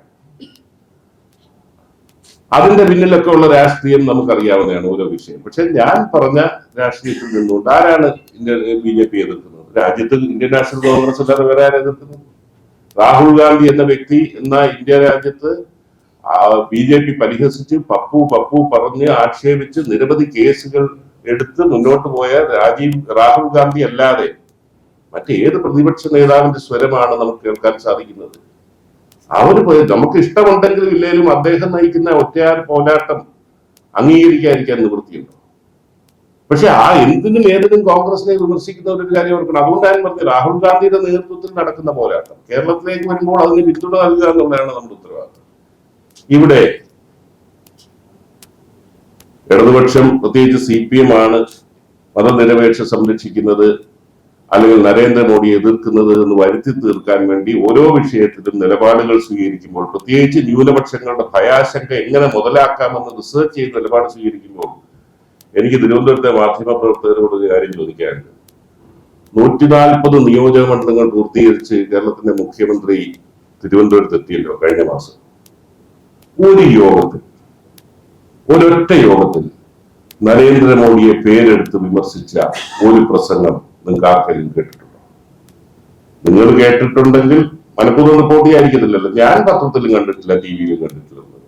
ബാക്കി എല്ലാവർക്കും ആദ്യമായിട്ടൊരു പുതിയ കീഴ്വഴക്കം സൃഷ്ടിച്ചിരിക്കുകയാണ്. സർക്കാർ ചെലവിൽ നടന്നുകൊണ്ട് രാഷ്ട്രീയം പറയുകയും പ്രതിപക്ഷത്തെ അടക്കം VD സതീശനെ അടക്കം എല്ലാവരെയും കടന്നാക്രമിക്കുന്ന ഒരു പുത്തൻ വൃത്തികെട്ട ശൈലി സംഭാവന ചെയ്തിട്ട് പോലും നരേന്ദ്രമോദിയെ എന്തുകൊണ്ട് വിമർശിച്ചില്ല എന്നുള്ളത് പറയണ്ടേ? ഒറ്റ വാക്കിൽ മുഖ്യമന്ത്രി എപ്പോഴും പറയും സംഘപരിവാർ അങ്ങനെ ചെയ്തു, ഇത് ചെയ്തു, കേന്ദ്രം ഇങ്ങനെ ചെയ്യുന്നു പറയുന്നു. ഇതിന്റെ എല്ലാം ഈ തിന്മയുടെയൊക്കെ മൂർത്തിഭാവം എന്ന് അവര് തന്നെ താഴെ പ്രചരിപ്പിക്കുന്ന നരേന്ദ്രമോദിയെ കുറിച്ച് വിമർശിക്കാൻ എന്താണ് പിണറായി വിജയന് ഭയമാണ്, മടിയാണ്? അത് രാഷ്ട്രീയത്തിന്റെ രണ്ടുപേരുടെ ലക്ഷ്യങ്ങൾ അവിടെ സംയോജിക്കുന്നതിന്റെ ഏറ്റവും വലിയ തെളിവാണ്. രാജ്യത്ത് അവരുടെ പ്രഖ്യാപിത നയം കോൺഗ്രസ് മുക്ത ഭാരതമെന്നും കേരളത്തിൽ പിണറായി വിജയനെ ദുർബലപ്പെടുത്തി കഴിഞ്ഞാൽ ഇവിടെ ശാക്തീകരിക്കപ്പെടുന്നത് BJP അല്ല, ഇന്ത്യൻ നാഷണൽ കോൺഗ്രസും UDF-ഉം ആയിരിക്കും എന്ന തിരിച്ചറിവ്, സാമാന്യ ബുദ്ധി അവർക്കുള്ളത് കൊണ്ട് തന്നെ ഒരു കാരണവശാലും ഇവിടെ BJP-യെ സംബന്ധിച്ചിടത്തോളം CPM-നെ, പിണറായി വിജയനെ ദുർബലപ്പെടുത്തുന്ന ഒരു നിലപാടും സ്വീകരിക്കുന്നില്ല. ഞാൻ കഴിഞ്ഞ ദിവസം ബഹുമാനപ്പെട്ട പ്രധാനമന്ത്രി കൊച്ചി വിമാനത്താവളത്തിൽ വന്നപ്പോൾ മുഖ്യമന്ത്രി അദ്ദേഹത്തെ സ്വീകരിക്കുന്ന ആ ഫോട്ടോ ഞാൻ കണ്ടു. അത് സാധാരണഗതിയിൽ അസ്വാഭാവികമായിട്ടൊന്നുമില്ല. പ്രധാനമന്ത്രി വരുമ്പോൾ അങ്ങനെയുള്ള മര്യാദയൊക്കെ നമ്മൾ കാണിക്കേണ്ടത്. പ്രധാനമന്ത്രി വരുമ്പോൾ രാഷ്ട്രീയമായ എതിർപ്പൊട്ടേ മുഖ്യമന്ത്രി സ്വീകരിക്കാൻ പോകണം. പക്ഷെ ഇത്തവണത്തെ സവിശേഷത എന്തായിരുന്നു? അദ്ദേഹം പോകുന്നില്ല എന്ന് പറഞ്ഞുകൊണ്ട് രാജീവിനെ ഡെപ്യൂട്ടി ചെയ്തു ആ ചുമതല. അതുകൊണ്ട് സ്വീകരിക്കുന്നവരുടെ ലിസ്റ്റിൽ പോലും മുഖ്യമന്ത്രിയുടെ പേരുണ്ടായിരുന്നില്ല. രാജീവ് എന്ന മന്ത്രിക്കാരൻ ഔദ്യോഗികമായി ക്യാബിനറ്റ് ചുമതല കൊടുത്തു. എന്നിട്ട് പോലും മുഖ്യമന്ത്രി വന്ന് അദ്ദേഹത്തെ സ്വീകരിച്ചു. അവരാ കൈ കോർത്ത് നിൽക്കുന്ന ആ രംഗം, അതിൽ എനിക്ക് അസ്വാഭാവികമൊന്നുമില്ല. പക്ഷെ ഞാൻ ആലോചിച്ചു പോയി, പണ്ട് ഞാൻ ഇതേ ആളിനെ പോയി ഒന്ന് കണ്ടൊരു ആറന്മുള കണ്ണാടി കൊടുത്തതിനായിരുന്നല്ലോ ഞാൻ ഇത്രയും കേട്ടതെന്നുള്ളത്. ആ വൈരുദ്ധ്യമാണ്. VD സതീശനായിരുന്നു അവിടെ പോയിരുന്നെങ്കിൽ എന്തായിരിക്കണം കേരളത്തിന്റെ ചർച്ച? ഞാൻ പറഞ്ഞ ഈ ഇരട്ടത്താപ്പൂടെ നമ്മൾ പരിശോധിക്കണ്ടേ. പലരും പല വ്യാഖ്യാനവും കൊടുക്കുന്നുണ്ട്. പക്ഷെ അങ്ങനെ സാധാരണഗതിയിൽ അങ്ങനെ സൂചിപ്പിക്കൽ രാഷ്ട്രീയത്തിന്റെ ആളൊന്നും അല്ല പിണറായി വിജയൻ എന്നറിയാം. എന്നിട്ട് പോലും ഇൻവൈറ്റ് ചെയ്ത് സ്വീകരിക്കുന്നവരുടെ ലിസ്റ്റിൽ പോലും ഇല്ലാത്ത പിണറായി വിജയൻ അവിടെ ചെന്ന് പ്രധാനമന്ത്രിയെ സ്വീകരിച്ചു എന്ന് പറയുമ്പോൾ ഈ ഏറ്റവും ഒടുവിൽ നടക്കുന്ന അന്വേഷണവും അതുമായിട്ട് ബന്ധം വല്ലതും ഉണ്ടോ ഇല്ലയോ എന്നുള്ള എനിക്കറിയില്ല. ആരെങ്കിലും സംശയപ്പെട്ട് കഴിഞ്ഞാൽ അതിന് മറുപടി പറയാനൊക്കത്തില്ല. കരുവന്നൂരുമായി ബന്ധപ്പെട്ട് CPM-ന്റെ രഹസ്യ ഇടപാടുകളെ കുറിച്ച് ED കണ്ടെത്തി അതിന്റെ പശ്ചാത്തലവും കൂടെ വെച്ച് നോക്കുമ്പോൾ മുഖ്യമന്ത്രിയുടെ മകൾക്കെതിരെയുള്ള ഗൗരവമേറിയ ആക്ഷേപമല്ല കണ്ടെത്തലുകൾ പുറത്തു വന്ന പശ്ചാത്തലത്തിൽ ലിസ്റ്റിലില്ലാതെ മുഖ്യമന്ത്രി പോയതിൽ ആർക്കെങ്കിലും സംശയം തോന്നിക്കഴിഞ്ഞാൽ അവരെ കുറ്റം പറയാൻ ഒക്കുമോ ഇല്ലയോ എന്നുള്ളത് പരിശോധിക്കുക. ഇതിനൊക്കെ ഒരു മറുപടി ഞാൻ പറഞ്ഞ നേരത്തെ പോലെ എപ്പോ പ്രധാനമന്ത്രി വന്നാലും പോകുന്ന ഒരു കീഴ്വഴക്കമാണെങ്കിൽ നല്ലതാണ്, ഹെൽത്തി ജനാധിപത്യമാണ്, അത് നമുക്ക് അംഗീകരിക്കാം. പക്ഷെ അതല്ലാതെ വൈകി വന്ന അവസാന നിമിഷം വന്ന ഒരു വിവേകം എന്താണ് എന്നറിയാനുള്ള ആകാംക്ഷ ആ കാര്യത്തിലുണ്ട്. ഇനിയിപ്പോ കേരള രാഷ്ട്രീയത്തിലേക്കൂടെ ഹ്രസ്വമായിട്ട് ഞാൻ പറഞ്ഞു. മുഖ്യമന്ത്രി കേരളത്തിൽ നടത്തിയ യാത്രയ്ക്ക് കൊടുത്ത പേര് നവകേരള സദസ്സ്. ശരിയാണ്, മുഖ്യമന്ത്രി ഈ ഭരണകാലയളവിൽ കേരളത്തിന് ഒരു നവകേരളം സൃഷ്ടിച്ചിട്ടുണ്ട്. ആ കേരളം പക്ഷേ ശരാശരി മലയാളിക്ക് അഭിമാനിക്കാവുന്ന കേരളമല്ല എന്നുള്ളതാണ്. പുതിയ കേരളം എന്നാണ് പറഞ്ഞത്. പുതിയ കേരളം യഥാർത്ഥത്തിൽ പതിറ്റാണ്ടുകളിലേക്ക് പിന്നിലേക്ക് കൊണ്ടുപോയ ഒരു കേരളമായിട്ടല്ലേ നമുക്ക് കാണാൻ സാധിക്കും. ഏറ്റവും ഒടുവിൽ ദൈനംദിനം വരുന്ന മാധ്യമങ്ങളിൽ വരുന്ന മുഖ്യമന്ത്രിയുടെ മകളും കമ്പനിയുമായി ബന്ധപ്പെട്ട വിഷയങ്ങൾ, ഞാൻ പറഞ്ഞ ഒരു ഡെമോക്രസിയിൽ അക്കമിട്ട് കണ്ടെത്തലുകൾ വരുമ്പോൾ ഒന്നുകിൽ ജനങ്ങളെ ബോധ്യപ്പെടുന്ന നിലയിലേക്ക് ഒരു മറുപടി പറയേണ്ട, മറുപടി പറയത്തില്ല. ഞാൻ മറുപടി പറഞ്ഞാലും എനിക്ക് പ്രശ്നമൊന്നും, പറഞ്ഞില്ലാലും എനിക്ക് പ്രശ്നമൊന്നും ഇല്ല. അതൊരു ജനാധിപത്യ കീഴ്വഴക്കത്തിന്, കേരളത്തിന്റെ സമ്പന്നമായ ഒരു രാഷ്ട്രീയ സംസ്കാരത്തിന് ഏറെ മങ്ങലേൽപ്പിക്കുന്നതാണ് എന്ന് പറയാതിരിക്കാൻ നിവൃത്തിയില്ല. ഒട്ടനവധി കാര്യങ്ങൾ വരുന്നു. ഇതെല്ലാം വരുമ്പോൾ ഇതെല്ലാം കേന്ദ്ര ഏജൻസിയാണ് എന്ന് പറഞ്ഞ് പോയിട്ട് കാര്യമില്ല. ഇത് എനിക്കറിയാം. നിങ്ങളൊന്ന് ആലോചിക്കണം, 2021 ഇലക്ഷന് മുമ്പ് സ്വർണ്ണക്കള്ളക്കടത്ത് കേസുമായി ബന്ധപ്പെട്ട് ആ തെരഞ്ഞെടുപ്പിന് മുമ്പായി ED ഇവിടെ കേരളത്തിൽ വന്ന് നിരങ്ങി വലിയ വിവാദങ്ങൾ ഉണ്ടാക്കി. നമുക്ക് പോലും ആശങ്ക തോന്നുന്ന നിലയിലേക്ക് അന്ന് കേരളത്തിന്റെ മുഖ്യമന്ത്രിയെ ചോദ്യം ചെയ്യാൻ പോകുന്നു ED എന്ന് പോലും തെറ്റായ വാർത്തകൾ പ്രചരിപ്പിച്ച് ഒരു വലിയ ജനവിഭാഗത്തിന്റെ ഇടയിൽ മോഡി വൈരാഗ്യം തീർക്കാനാണ് ED അയച്ചതെന്ന് തോന്നലുള്ള വാക്യം. അതിന്റെ അടിസ്ഥാനത്തിൽ ചില വിഭാഗങ്ങൾ അന്ന് പിണറായി വിജയൻ അനുകൂലമായി നിലപാടും സ്വീകരിച്ചു. അതൊക്കെയാണ് 2021 വിജയത്തിന് കാരണമായി വന്നത്. ഇന്നും തെരഞ്ഞെടുപ്പിന് തൊട്ടു മുമ്പായി കരുവന്നൂർ അടക്കം ഈ വിഷയം വരുമ്പോൾ ഒന്നും സംഭവിക്കാൻ പോകുന്നില്ല എന്ന് എനിക്കറിയാം. ഒന്നും സംഭവിക്കാൻ പോകുന്നില്ല. ഇത് ഞാൻ ആദ്യം പറഞ്ഞതുപോലെ ഇവിടെ പിണറായി വിജയനെ ദുർബലപ്പെടുത്തുന്നതുകൊണ്ട് അവർക്ക് രാഷ്ട്രീയ നേട്ടം ഇല്ല എന്നുള്ളത് കണ്ടുകൊണ്ട് തന്നെ അതിനെ അവഗണിക്കണം. പക്ഷേ ഒരു ഹൈപ്പ് ക്രിയേറ്റ് ചെയ്യുക, തെരഞ്ഞെടുപ്പിന് മുമ്പായിട്ട് ഞങ്ങളാണ് പോരാടുന്നതെന്ന് ക്രിയേറ്റ് ചെയ്യുക. ആ നിലയിലേക്ക് തൃശ്ശൂര് ലോക്സഭാ സീറ്റുമായി ബന്ധപ്പെട്ട് ചില ധാരണകൾ പോലും ഉണ്ടായിട്ടുണ്ടോ എന്ന് സംശയം തോന്നുന്ന നിലയിലേക്ക് ഹൈപ്പ് ക്രിയേറ്റ് ചെയ്യുക എന്നുള്ളത് മാത്രമാണ് ഇതിന്റെ പിന്നിലെ ലക്ഷ്യം. അന്നേരം ഈ നിലപാടുകൾ നമുക്ക് അംഗീകരിച്ചു പോകാൻ ഒക്കുന്നില്ല. മുഖ്യമന്ത്രി മറുപടി പറയണം. മുഖ്യമന്ത്രി പറയാൻ ബാധ്യസ്ഥനാണ്.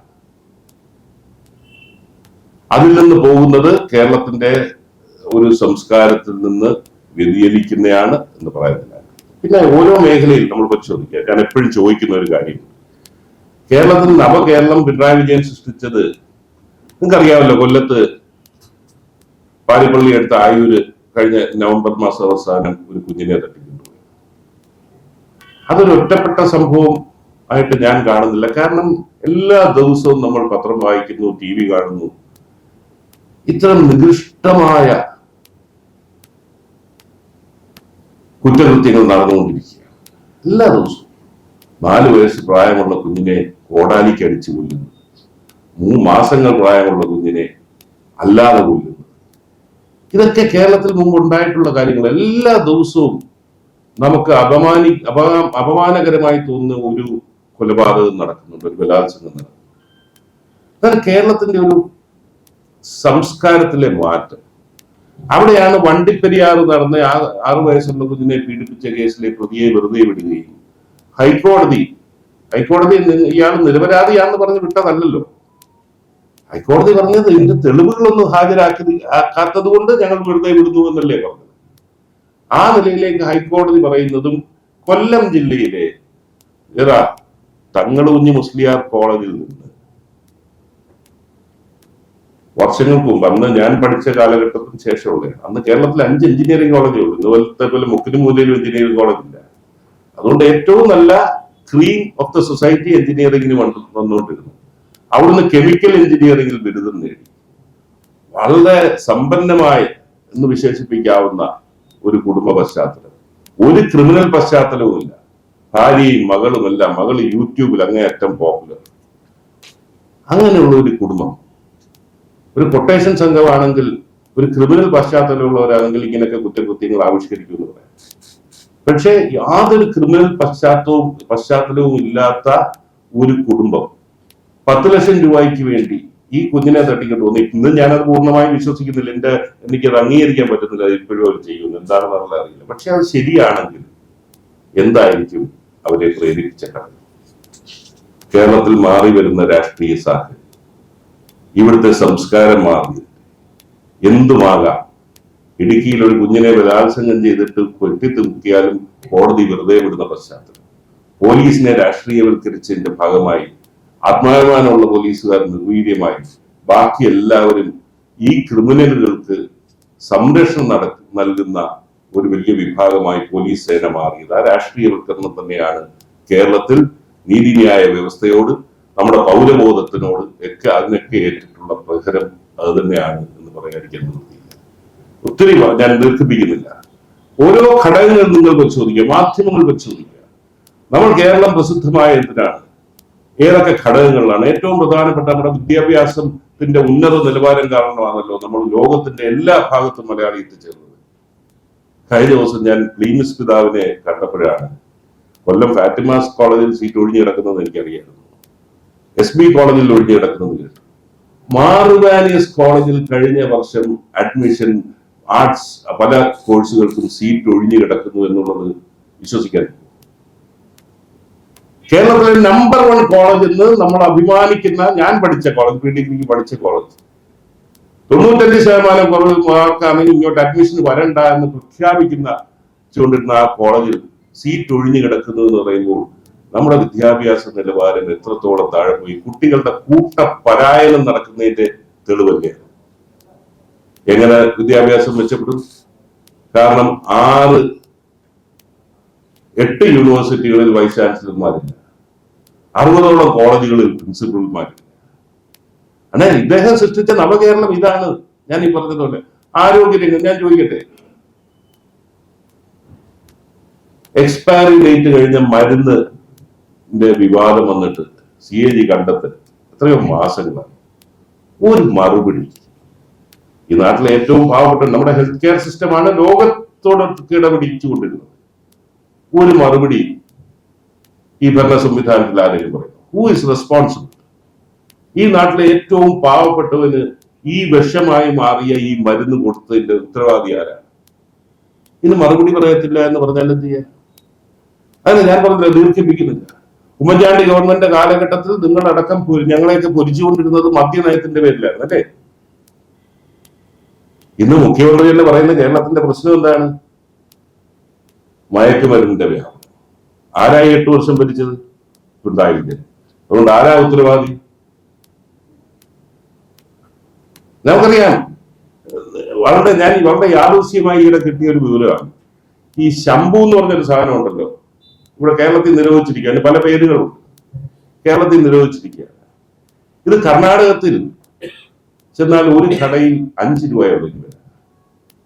ഹോൾസെയിൽ പോയാൽ 3 രൂപയ്ക്കും 4 രൂപയ്ക്കും കിട്ടും. കേരളത്തിൽ നിരോധിച്ച എന്തിനാണെന്ന് എനിക്കറിയില്ല. നിരോധിച്ചിരിക്കുകയാണ്. ആദ്യം സ്കൂൾ പരിസരങ്ങളിലായിരുന്നു, പിന്നെ ഇപ്പൊ എല്ലായിടത്തും നിരോധിച്ചിരിക്കുകയാണ്. ഈ അന്യസംസ്ഥാന തൊഴിലാളികളെല്ലാം ഉപയോഗിക്കുന്നത്. എല്ലാ ജംഗ്ഷനിലും എല്ലാ മുക്കിനും മൂലയിലും ഇത് കിട്ടുന്നുണ്ട്. 50 മുതൽ 80 രൂപ വരെയാണ് എന്റെ അന്വേഷണത്തിൽ ഇതിനുള്ള വില. 100 രൂപ വാങ്ങിക്കുന്നുണ്ട് അന്യസംസ്ഥാന തൊഴിലാളികൾ. ഞാനിത് അറിയാൻ കാരണം എനിക്ക് പരിചയമുള്ള ഒരാൾ ഈയിടെ കർണാടകത്തിൽ പോയിട്ട് വന്നപ്പോൾ അദ്ദേഹത്തെ കണ്ടപ്പോഴാണ്. പുള്ളിക്ക് കുറെ അന്യസംസ്ഥാന തൊഴിലാളികളുണ്ട്. പുള്ളി അവിടുന്ന് ഒരു 100 പാക്കറ്റ് 100 പാക്കറ്റ് വാങ്ങിച്ചോളൂ. 500 രൂപയുടെ സാധനം വാങ്ങിച്ചു. പുള്ളി ഇവിടെ വന്ന് കണക്ക് കൂട്ടിയപ്പോൾ ഇവർക്ക് കൊടുത്തു കഴിഞ്ഞപ്പോൾ പുള്ളിക്കുള്ള ലാഭം 5000 രൂപയാണ് ഇവിടുന്ന് വാങ്ങിച്ചു കഴിഞ്ഞാൽ. ഇങ്ങനെയുള്ള 2 ലോറിയാണ് നിറച്ച് ഇതേ സാധനമാണ് ആലപ്പുഴയുള്ള CPM-ന്റെ നേതാവിന്റെ ലോറിയിൽ നിന്ന് കേരളത്തിൽ പിടിച്ചത് അല്ലേ? എത്ര കോടി രൂപയാണ് ആ ഒറ്റ ഇടപാട്. മയക്കുമരുന്നിനെ കുറിച്ച് പറയുമ്പോൾ മയക്കുമരുന്ന് വ്യാപനവുമായി ബന്ധപ്പെട്ട് ഇന്നേ വരെ പിടിക്കപ്പെട്ടവർ നിർഭാഗ്യവശാൽ ബന്ധപ്പെട്ടവരാണ്. അന്നേരം ഇതൊക്കെ ഉത്തരം തേടി പോകുമ്പോൾ ഇവർ സൃഷ്ടിച്ച നവകേരളം, അതിന്റെ ഗുണഭോക്താക്കൾ ആരാന്നുള്ളത് നമുക്ക് മനസ്സിലാവും. ഈ ഓരോ കാര്യം അതിന്റെ കെടുതി അനുഭവിക്കുന്നത് മലയാളി. ഒരു കാര്യം കൂടെ പറഞ്ഞ് ഞാൻ അവസാനിപ്പിക്കുകയാണ്. മോഡിയുടെ നിലപാടിനെതിരെ, ബുൾഡോസർ പ്രയോഗത്തിനെതിരെയൊക്കെ ഏറ്റവും ശക്തമായി രാജ്യത്ത് ശബ്ദമുയർത്തുന്ന രാഹുൽ ഗാന്ധി കഴിഞ്ഞാലുള്ള ഒരു വ്യക്തി സീതാറാം യെച്ചൂരിയാണ്. അവരുടെ പാർട്ടിയുടെ പൊസിഷൻ വെച്ചല്ല, അദ്ദേഹത്തിന്റെ ശബ്ദത്തിൽ ഇന്ത്യ ശ്രദ്ധിക്കുന്നതാണ്, ഇടതുപക്ഷ ചിന്താഗതിക്കാർ ശ്രദ്ധിക്കുക. കേരളത്തിൽ സർ CPI ലജ്ജിപ്പിക്കുന്ന നിലയിലേക്കുള്ള നരനായാട്ട് പ്രതിഷേധക്കാർക്കെതിരെ എടുക്കുന്ന ഈ സംസ്കാരത്തെ കുറിച്ച് എന്താണ് യെച്ചൂരിക്ക് പറയാൻ ഉള്ളത് എന്നറിയാൻ എനിക്ക് ആഗ്രഹമുണ്ട്. നമുക്കറിയാം, ഞാൻ വിശദാംശങ്ങളെ കിടക്കുന്നത് നിങ്ങൾക്ക് എന്നേക്കാൾ കൂടുതൽ അറിയാവുന്ന ഈ സംസ്കാരം പ്രതിഷേധത്തോടുള്ള മോഡിയുടെ അസഹിഷ്ണുതയുടെ 10 മടങ്ങായി കേരളത്തിന്റെ ഇടതുപക്ഷ ഗവൺമെന്റ് എന്ന് പറയുന്ന ഒരു പ്രതിഷേധം കാണുമ്പോൾ ഈ നവകേരളം നമുക്ക് വേണ്ട, നമുക്ക് നമ്മുടെ പഴയ സമ്പന്നമായ നമ്മൾ അഭിമാനിച്ചിരുന്ന ആ കേരളം തന്നെയാണ് വേണ്ടത് എന്നുള്ള കാര്യമുണ്ട്. ഇതിന്റെയൊക്കെ വിധിയെഴുത്ത് തന്നെയായിരിക്കും ഈ തെരഞ്ഞെടുപ്പ്, പാർലമെന്റ് തെരഞ്ഞെടുപ്പിൽ ദേശീയ സംസ്ഥാന രാഷ്ട്രീയം വിശദീകരിച്ചുകൊണ്ട് വിശകലനം ചെയ്തുകൊണ്ടുള്ള വിധിയെഴുത്തിൽ ഞങ്ങൾക്ക് ഉത്തമ വിശ്വാസമുണ്ട്. 20 സീറ്റും 1977 ആവർത്തിക്കുന്ന തെരഞ്ഞെടുപ്പായിരിക്കും ഈ 2024 നടക്കുന്നത് എന്ന ഉത്തമ വിശ്വാസമുണ്ട്.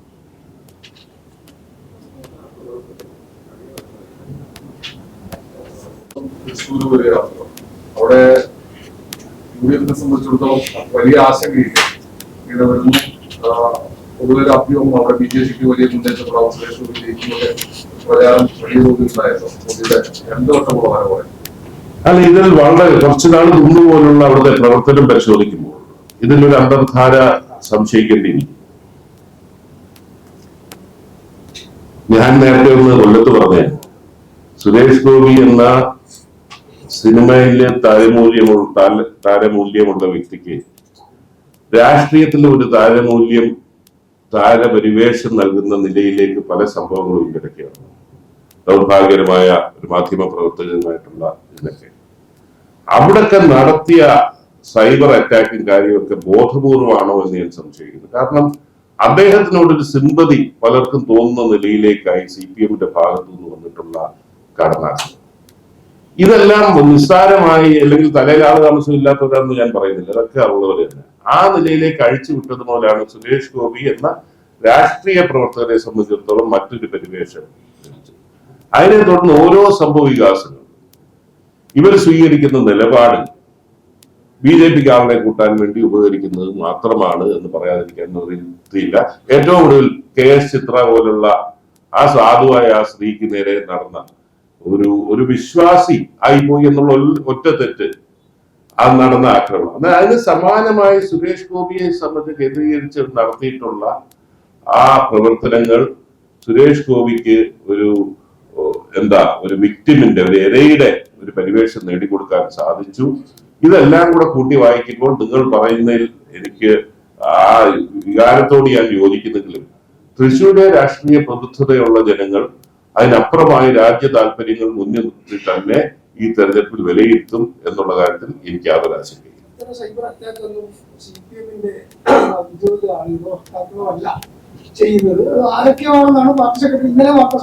അതെ, അന്യഗ്രഹത്തിൽ നിന്നാരോ വന്നയാണെന്ന് ഞാനും സംശയിക്കുന്നു. CPM ഒരിക്കലും അങ്ങനെ ചെയ്യത്തില്ലല്ലോ. എന്തായിരിക്കും ഇന്നിപ്പോ പുറത്തു വന്നൊരു വാർത്തയുണ്ട്. അതായത് ഈ ശ്രീനാരായണ ഓപ്പൺ യൂണിവേഴ്സിറ്റിയിലെ സിൻഡിക്കേറ്റ് മെമ്പറായിട്ട് നമ്മുടെ ശാന്താമോണിക്കയുടെ ഡയറക്ടർ ഡോക്ടർ ആനി അൻമേരി നിയമിച്ചതായിട്ട് വാർത്ത ശ്രദ്ധിച്ചിട്ടുണ്ടോ എന്ന് അറിയാം. താങ്കൾ ഒരു 2 മാസം മുൻപ് ഒരു ഫേസ്ബുക്ക് പോസ്റ്റിൽ എന്താ പറഞ്ഞിരുന്നത്, ശാന്താമോണിക്കയുമായി ബന്ധപ്പെട്ട് ഒരു ബന്ധമുണ്ടെന്നൊക്കെ. അതിനെപ്പറ്റി ഈ സ്പ്രിംഗ്ലർ വിഷയം വന്നപ്പോൾ കോവിഡിന്റെ സമയത്തായി പോയി. ഞങ്ങളുടെ ഘട്ടകാലത്ത് ഞങ്ങളുടെ നിലയിൽ കൊണ്ട് പോയതുപോലെ ഇതുപോലെ നഗ്നമായ ഒരു അഴിമതി ഒരു ഗവൺമെന്റ് ചെയ്യാൻ പറ്റില്ല. മുറുക്കാങ്കടെ പോലെ സാധനം വാങ്ങിക്കുന്ന പോലെ വാങ്ങിച്ച സാധനമാണ്. അന്നാണല്ലോ എക്സാലോജിക്കിന്റെ വെബ്സൈറ്റ് അപ്രത്യക്ഷമായി കഴിഞ്ഞ് ഇത് പക്ഷേ റിട്രീവ് ചെയ്യാം. ഡംപിൽ പോയി അത് നോക്കിയപ്പോൾ ആ വെബ്സൈറ്റിൽ, അപ്രത്യക്ഷമായ വെബ്സൈറ്റിന്റെ മുൻകാലങ്ങളിൽ അവരുടെ ക്ലയൻസ്, എക്സാലോജിക്കിന്റെ ക്ലയൻസിന്റെ പേര് ഇങ്ങനെ കൊടുത്തിട്ടുണ്ട്. അതിൽ ഒന്നാമത്തെ പേര് ഞാൻ എന്റെ ഓർമ്മയിൽ നിന്നാണെങ്കിൽ സാന്റാ മോണിക്ക എന്നായിരുന്നു. സാന്റാ മോണിക്ക എന്ന കമ്പനി എക്സാലോജിക്കിന്റെ ക്ലയന്റ് ആണ് എന്ന് അവരുടെ വെബ്സൈറ്റിലുണ്ടായിരുന്നു. ബാക്കി വിശദാംശങ്ങൾ എനിക്കറിയില്ല. ഇനി എവിടെയെങ്കിലും ഇൻകം ടാക്സ് റെയ്ഡ് നടന്നാലേ നമുക്ക് ആ ഒരു കിട്ടുന്നു. അതെ, വിദേശത്തേക്ക് വിദ്യാർത്ഥികളെ പഠനത്തിന് അയക്കുന്നത്. അതിന് ഒരു വളരെ രസകരമായ ഒരു കാര്യം ഉണ്ടായി. ഞാൻ കൈകാര്യം ചെയ്യുന്ന വകുപ്പ് തൊഴിൽ വകുപ്പിന്റെ കീഴിലായിരുന്നല്ലോ ODPC എന്ന് പറഞ്ഞൊരു സ്ഥാപനം ഉണ്ടായിരുന്നു. ഉമ്മൻചാണ്ടി സാറ് അന്ന് ആദ്യം തൊഴിൽ വകുപ്പ് മന്ത്രിയായപ്പോൾ ആരംഭിച്ചു. എന്റെ പിതാവിന്റെ കാലഘട്ടത്തിലൊക്കെ മുന്നോട്ട് കൊണ്ടുപോയ തൊഴിൽ അഭ്യസ്ത വിദ്യരായ ചെറുപ്പക്കാർക്ക് വിദേശത്ത് ഇടനിലക്കാരുടെ വഞ്ചനയ്ക്കിൽപ്പെടാതെ വിദേശത്ത് ജോലി കൊടുക്കാൻ വേണ്ടി തുടങ്ങിയ സ്ഥാപനം ഒരു 6 മാസം മുമ്പ് ഞാൻ പത്രത്തിൽ പരസ്യം കണ്ട് കുട്ടികൾക്ക് വിദേശത്ത് പോയി പഠിക്കാനുള്ള സൗകര്യം ഒരുക്കി കൊടുക്കും. ഈ സ്ഥാപനം തുടങ്ങിയത് പഠിത്തമുള്ളവരെ ജോലിക്ക് വിടാനാണ്. അന്നേരം അത് ഈ വിദ്യാഭ്യാസ തകർച്ചയും ഇത്തരം അവിശുദ്ധ കൂട്ടുകെട്ടിന്റെ ഏറ്റവും വലിയ ഒരു തെളിവായിട്ട് അതിനെ വേണമെങ്കിൽ കാണാം. അന്നേരം അത് കൊടുത്തെങ്കിൽ അത് വളരെ സ്വാഭാവികമാണ്. എന്താണെങ്കിലും അതിന് പ്രതിപാദനം ചെയ്യണമല്ലോ. തീർച്ചയായിട്ടും അതിന്റെ ഭാഗമായി എന്നെ കാണാൻ സാധിക്കും. തെരഞ്ഞെടുപ്പിൽ 20 സീറ്റ് UDF ജയിക്കണമെന്നാണ് പറയുന്നത്. കൊല്ലത്ത് എന്താ അവസ്ഥ? പുതിയ അപേക്ഷ ഉണ്ടോ? സ്ഥാനാർത്ഥി മാറ്റുന്നു? ഞങ്ങൾ സ്ഥാനാർത്ഥിയെ ഇതുവരെ അന്തിമമായി തീരുമാനിച്ചിട്ടില്ല. പക്ഷേ ഞങ്ങൾ കഴിഞ്ഞ 2 തെരഞ്ഞെടുപ്പിലും നിർത്തിയ സ്ഥാനാർത്ഥിയെ സംബന്ധിച്ചിടത്തോളം ഞങ്ങൾക്ക് അഭിമാനമുണ്ട്. കൊല്ലത്തെ ജനങ്ങൾക്ക് പരാതിയില്ല, അഭിമാനമുണ്ട്. അതുകൊണ്ട് തന്നെ പാർട്ടി പരിഗണിക്കുമ്പോൾ, ആ ഘടകങ്ങളൊക്കെ പരിഗണിക്കുമ്പോൾ തീർച്ചയായിട്ടും ഈ സാഹചര്യങ്ങളൊക്കെ പരിഗണിച്ചുകൊണ്ട് തന്നെ ആയിരിക്കും ഞങ്ങളുടെ തീരുമാനം എന്നുള്ളതിൽ യാതൊരു സംശയവുമില്ല. അതുകൊണ്ട് ഔപചാരികമായി ഞങ്ങൾ തീരുമാനമെടുത്തിട്ടില്ല. പക്ഷേ ഈ ഘടകങ്ങളെല്ലാം പരിശോധിച്ചുകൊണ്ട് തന്നെ ഞങ്ങൾ തീരുമാനിച്ചു. അത് ഞങ്ങൾ വളരെ നേരത്തെ തന്നെ തുടങ്ങിയിട്ടുണ്ട്. പാർലമെന്റ് കൺവെൻഷനുകൾ കൂടി, നിയമസഭാ മണ്ഡലം കൺവെൻഷനുകൾ കൂടുന്നുണ്ട്. പാർട്ടിയുടെ ആയിട്ടുള്ള സമാന്തര കമ്മിറ്റികൾ നിയമസഭാ പ്രവർത്തനവുമായി ബന്ധപ്പെട്ടുണ്ട്. 27-ാം തീയതി UDFന്റെ കൺവെൻഷൻ കൂടുകയാണ്. വളരെ മുന്നൊരുക്കങ്ങളൊക്കെ ഞങ്ങൾ നടത്തിയിട്ടുണ്ട്. BJP ഉപദേശക്രിയയിലെ ഏറ്റവും നിർണായകമായ തെരഞ്ഞെടുപ്പായിട്ടാണ് ഇത്തവണ സംസ്ഥാനത്ത് ഏതാണ്ട് സിറ്റിംഗ് എംപിമാർ ഈ തവണ സ്ഥാനാർത്ഥികളെ നേരത്തെ നിർണയിക്കുന്നതാണ് നല്ലതെന്ന് ശശി തരൂർ MP അടക്കം പറഞ്ഞിട്ടുണ്ട്. അപ്പൊ അങ്ങനെ ഒരു അഭിപ്രായമുണ്ടോ? കേരളത്തിൽ നമുക്ക് പഴയ രീതിയിൽ പോയി ഇവിടെ BJP ഉച്ചകുത്തിരുന്നാലും ഇവിടെ ജയിക്കാൻ പോകുന്നത്. തൃശ്ശൂരിങ്ങനെ ഒരു പ്രതീതി വരുത്തുന്നു എന്നല്ല. നമുക്ക് ഈ പോരാട്ടം നമുക്ക് തുടരാവട്ടെ. അതായത് അതിന് നേരത്തെ തീരുമാനിച്ചാലും അവസാനം തീരുമാനിച്ചാലും എവിടെയാണെങ്കിലും ഇവിടെ ഇപ്പോഴത്തെ സാഹചര്യത്തിൽ UDF LDF തന്നെയാണ് പോരാട്ടം എന്നുള്ള കാര്യത്തിൽ ഒരു സംശയമില്ല. ഈ ഒത്തുതീർപ്പ് അന്വേഷണവും തൃശ്ശൂർ സീറ്റുമായിട്ടുള്ള ഒത്തുതീർപ്പിനുള്ള ശ്രമം നടക്കുന്നെങ്കിൽ ഞാൻ പറഞ്ഞതുപോലെ അതിലൊന്നും കാര്യമുണ്ടെന്ന് ഞാൻ വിശ്വസിക്കുന്നില്ല. BJP കേരളത്തിന്റെ ഒരു മതനിരപേക്ഷ മനസ്സും അതിൽ നിന്നൊന്നും ഒരു വിള്ളൽ ഉണ്ടാക്കാൻ BJPക്ക് സാധിക്കത്തില്ല എന്ന് കുറച്ച് വിശ്വസിക്കുന്നു. അതുകൊണ്ട് ആ പോരാട്ടം തുടരാൻ ഇന്ത്യ സെക്രട്ടറിന് മുന്നിൽ നിൽക്കുന്ന ഒരാളും കൂടിയാണ് പക്ഷെ ഇവിടെ മത്സരിക്കേണ്ടി വരുന്നത് CPM പോയിട്ടാണ് മത്സരിക്കേണ്ടി വരുന്നത്. അതൊരു കഥായിട്ട് മാറി ഒരിക്കലുമില്ലല്ലോ. ഞാനത് പണ്ട് ആരോ പറഞ്ഞ് കേട്ടിട്ടുണ്ട്. എന്റെ പിതാവിന്റെ കാലത്ത് എനിക്ക് രാഷ്ട്രീയമില്ല. പണ്ട് ഇങ്ങനെ വ്യത്യസ്ത ധ്രുവങ്ങളിൽ നിന്നിട്ട് ഒന്നിച്ചപ്പോ വലിയ അന്നത്തെ RSP അല്ലയോ അടിപിടി ആയിട്ട് നിൽക്കുന്നു. ഒന്നിച്ച ഒരു ഘട്ടത്തിൽ കോൺഗ്രസുമായി ഒന്നിച്ച ഘട്ടത്തിൽ അടി കൊണ്ടവരൊക്കെ ഉടുപ്പൊക്കെ ഊരി ഇത് ഇങ്ങനെ അടിച്ചാണ് RSPക്കാരെ അടിച്ചാന്നൊക്കെ പറഞ്ഞ പുള്ളി പറഞ്ഞൊരു വാചകം. നമ്മുടെ മുമ്പിൽ നമ്മൾ തല്ലി കൂടിക്കൊണ്ടിരിക്കുകയാണ്. നമ്മുടെ മുമ്പിലേക്ക് ഒരു മൂർഖൻ പത്തി വിടർത്തിക്കൊണ്ട് നിൽക്കുകയാണ്. നിന്നെ കുത്തും എന്നെ കുത്തും, നമ്മൾ രണ്ടുപേരില്ല. അതുകൊണ്ട് നമുക്കിപ്പോ ഈ മൂർഖനെ നമുക്കിപ്പോ തല്ലിക്കൊല്ലാം, അത് കഴിഞ്ഞ് പിന്നെ നമ്മുടെ അടി പിന്നെ തുടരാം എന്ന് പറഞ്ഞതുപോലുള്ള രാഷ്ട്രീയവും ഇവിടെ അതുമായിട്ട് യാതൊരു ബന്ധവും. എക്സാലോജിക് വിഷയത്തിലേക്ക് കഴിഞ്ഞ ദിവസങ്ങളൊക്കെ ഇന്നലെ അടക്കം പുറത്തു വന്ന ROC റിപ്പോർട്ടൊക്കെ കണ്ടു കാണുന്നത്. ഇതില് ഒരു സെറ്റിൽമെന്റിന്റെ കാര്യത്തിൽ മാത്രമാണ് പ്രതിപക്ഷത്തിൽ നിന്ന് വളരെ കൃത്യമായിട്ടുള്ള ഒരു ആരോപണം വന്നിട്ടുള്ളത്. അതായത് BJPയും CPM-ഉമായ ഒരു സെറ്റിൽമെന്റ് നടക്കുന്നു, ഈ മുരളീധരനാണ് അതിനിടെ നിലനിൽക്കുന്നത് എന്ന് പറയുന്നത്. ഒത്തുതീർപ്പാക്കാൻ ശ്രമിക്കുന്നു എന്നുള്ള ഒരു ആരോപണം മാത്രമാണ് പ്രതിപക്ഷത്തിൽ നിന്നുള്ളത്. ഒരു ഘട്ടത്തില് ഈ UDF നേതാക്കളുടെ പേരുകൾ വരെ എക്സാലോജിക്കുമായിട്ട് ബന്ധപ്പെട്ട് റിപ്പോർട്ടിലൊക്കെ CMR-ലൊക്കെ ആയിട്ട് ബന്ധപ്പെട്ട് കേട്ടിട്ടുണ്ട്. അപ്പോൾ ഇതിനെതിരെ ഒരു കൃത്യമായ സമര പരിപാടിയോ അല്ലെങ്കിൽ നിയമ നടപടിയോ ഒന്നും തന്നെ പ്രതിപക്ഷത്തിന്റെ ഭാഗത്ത് നിന്ന് കാര്യമായി ഉണ്ടാകുന്നില്ല. ഒരു മന്ദഗതിയാണ് കഴിഞ്ഞ ദിവസങ്ങളൊക്കെ. അല്ല, അതിൽ അടിസ്ഥാനപരമായ ഒരു കാര്യമില്ല. സമരം എന്ന് പറഞ്ഞാൽ ഒരു ജനാധിപത്യ വ്യവസ്ഥയിൽ സമരത്തെ ബഹുമാനിക്കുന്നവർക്കെതിരെ സമരം ചെയ്താൽ അത് വേറെ. ഞാൻ എപ്പോഴും പറയുന്ന ഈ മഹാത്മാഗാന്ധിയുടെ നിരാഹാര സമരം ഈ രാജ്യത്ത് വിജയിച്ചിട്ടുണ്ടാണ്. ബ്രിട്ടീഷുകാർ കൊള്ളയടിച്ചവരാണെങ്കിലും ഒരു അർത്ഥതജ്ഞനായ മനുഷ്യൻ സ്വയം ത്യജിച്ച് ഭക്ഷണം വേണ്ടാന്ന് പറഞ്ഞ് കുറെ ദിവസം കിടന്നപ്പോഴത്തേക്കിന് അവർക്ക് സെറ്റിൽ ചെയ്യണമെന്നൊരു അവരുടെ ഒരു സംസ്കാരത്തിന്റെ ഭാഗമായി സെറ്റിൽ ചെയ്യുന്ന ഒരു തോന്നൽ തോന്നിയുണ്ടാണത്. ഇവിടെ ഇവരുടെ മുമ്പിൽ അങ്ങനെ പോയി കഴിഞ്ഞാൽ പിള്ളേർക്ക് തന്തയില്ലാതാവുന്നില്ലാതെ വേറെ വല്ല കാര്യമുണ്ട്. മനുഷ്യപ്പറ്റില്ലാത്ത ഇവരുടെ മുമ്പിൽ അങ്ങനെ സമരമായിട്ട് പോയിട്ട് വല്ല കാര്യമുണ്ട്. സമരം ചെയ്യുന്നതിന് ഒരു ലിമിറ്റ് ഉണ്ട്. എന്നിട്ട് പോലും യൂത്ത് കോൺഗ്രസിന്റെ നേതൃത്വത്തിൽ നടന്നിട്ടുള്ള സമരം അത് ശ്ലാഘനീയമാണ്. നിങ്ങളൊരു കേരളത്തിന്റെ ചരിത്രത്തിൽ 5 വർഷം സമരം ചെയ്യും, അടുത്ത ഗവൺമെന്റ് വരും, ആ കേസെല്ലാം എടുത്ത് കളയും. ഇതാണല്ലോ കേരളത്തിന്റെ ഒരു സംസ്കാരം. അതൊക്കെ മാറി തുടർഭരണം വന്നു. ഓരോ വ്യക്തിയുടെ പേർക്ക് 200-250 കേസാണ്. ഞങ്ങളുടെ ചെറുപ്പക്കാർ ഇന്നലെ മുതൽ കാസർഗോഡ് നിന്ന് സൈക്കിൾ റൈഡ് കേരളത്തിൽ കാസർഗോഡ് മുതൽ തിരുവനന്തപുരത്ത് വരെ ഇന്നലെ ആരംഭിച്ചിരിക്കുകയാണ്. അതായത് ഈ സമരം ചെയ്യുന്നതിനൊക്കെ പരിമിതിയുണ്ട്. ജനാധിപത്യത്തിൽ സർസിപി കാണിക്കാത്ത സർസിപ്പിക്കില്ലായിരുന്നു തൊലിക്കട്ടിയോടുകൂടി കാര്യങ്ങളെ സമീപിക്കുന്ന ധാർഷ്ട്യത്തോടുകൂടി അധികാരവും പോലീസും വളരെ അപകടകരമായ കാര്യമാണ്. ഉത്തരേന്ത്യയിലെ ഈ ഫ്രിഞ്ച് എലിമെന്റ്സ് എന്ന് പറയുന്നവർ നിയമം കയ്യിലെടുക്കുന്നത് പോലെ തന്നെയല്ലേ ഇവിടെ ഡിവൈഎഫ്ഐ കയ്യിലെടുക്കുന്നത്. പോലീസിനെ നോക്കൂത്തിയായിട്ടുണ്ട്, അല്ലെങ്കിൽ രണ്ടുപേരും കൂടെ കൊളിയൂഡ് ചെയ്തുകൊണ്ട്. അതൊക്കെ ആപൽക്കരമായിട്ടുള്ള ഇതാണ്. അന്നേരം ആ പരിമിതി എല്ലാം നിന്നുകൊണ്ട് തന്നെ ഇതിലെ വിഷയം എന്താണ്? ഇത് പറയുമ്പോൾ എം.വി. ഗോവിന്ദനും പറയുന്നത്, ഗോവിന്ദൻ മാഷും പറയുന്നത് മുഖ്യമന്ത്രി ഒരു പ്രസ്താവന നിയമസഭയിൽ നടത്തിയിട്ടുള്ളൂ, ഇതെല്ലാം കള്ളവാന്ന് പറഞ്ഞു. പക്ഷെ ഞാൻ പറയുന്നത് ഇന്ററിം സെറ്റിൽമെന്റ് ബോർഡിലേക്ക് വേറെ ആരും പോയതല്ല, CMR പോയത്. CMR പോയിട്ടാണ് ഞങ്ങൾക്ക് ഇതൊക്കെ ഡിസലവ് ചെയ്യണം, ഞങ്ങളുടെ എക്സ്പെൻസ് ആയിട്ട് വന്നത് എന്ന് പറഞ്ഞുകൊണ്ട് അങ്ങനെ അതൊരു റെയ്ഡ് നടന്നാൽ ഇന്റലിജൻസ് സെറ്റിൽമെന്റിലേക്ക് പോകും, ബോർഡിലേക്ക് പോകും. അവിടെ 3 ഹൈക്കോടതി റിട്ടയർഡ് ജഡ്ജിമാരുണ്ട്. അവർ അവിടെ ചെന്ന് ഇത് ആവശ്യപ്പെട്ടു. അങ്ങനെ കൊടുത്ത ഡിസലവ് അല്ലെങ്കിൽ അലോ ചെയ്യണമെന്ന് പറഞ്ഞ് കൊടുത്ത ക്ലെയിമിനകത്താണ് ഈ 1.72 കോടി രൂപ ഞങ്ങൾക്ക് ഒരു എക്സ്പെൻസ് ആയിട്ട് കൊടുത്തു, അത് നമുക്ക് ബിസിനസ് എക്സ്പെൻസ് ആയി കണക്കാക്കി തരണം എന്ന് അങ്ങോട്ട് ആവശ്യപ്പെട്ട് CMR. അവരതിന്റെ രേഖകൾ പരിശോധിച്ചപ്പോൾ സപ്പോർട്ടിംഗ് ഡോക്യുമെന്റ്സ് പറയുന്നത് ഇങ്ങനെ ഒരു സേവനവും കിട്ടിയിട്ടില്ല. അവരത് ഡിസലവ് ചെയ്തു. ഇതേ ഉള്ളല്ലോ, വളരെ സിമ്പിൾ അല്ലേ, ഇത് ആക്ഷേപമില്ല, ഒന്നുമില്ല. ഇത് വന്ന് 1 വർഷം കഴിഞ്ഞിട്ടാണ് മാധ്യമങ്ങൾ പോലും കിട്ടുന്നത്.